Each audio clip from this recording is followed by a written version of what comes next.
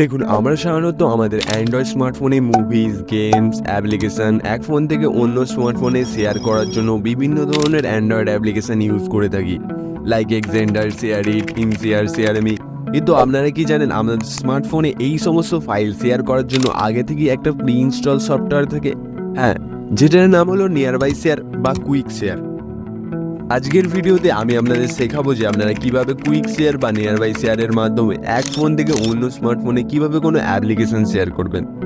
তো সাপোজ ধরুন আমার লেফট সাইডে আছে এ ফোন অ্যান্ড রাইট সাইডে আছে আমার বি ফোন।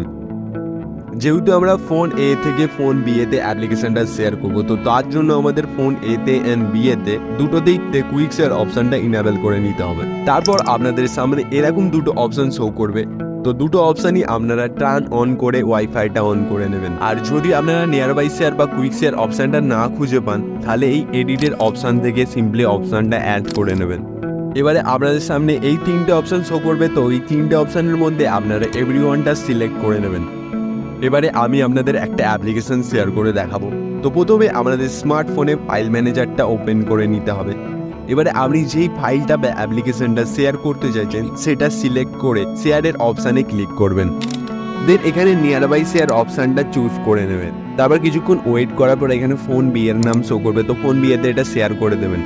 দেন আমরা ফোন বি এর স্ক্রিনে চলে যাবো অ্যান্ড ফোন বি এর স্ক্রিনে এরকম একটা অপশান শো করবে। তো আমরা এটা সিম্পলি অ্যাপ সেট করে নেবো। অ্যান্ড অ্যাপ সেট করার পর আপনারা দেখতে পাবেন যে এ ফোন থেকে বি স্মার্টফোনে অ্যাপ্লিকেশনটা শেয়ার হয়ে গেছে। আর ইন কেস আপনাদের যদি ফাইল শেয়ার করতে কোনো প্রবলেম হয়, তাহলে আমাকে কমেন্টে জানাতে পারেন। আর আজকের ভিডিওটা এখানেই শেষ করলাম। দেখা হচ্ছে নেক্সট।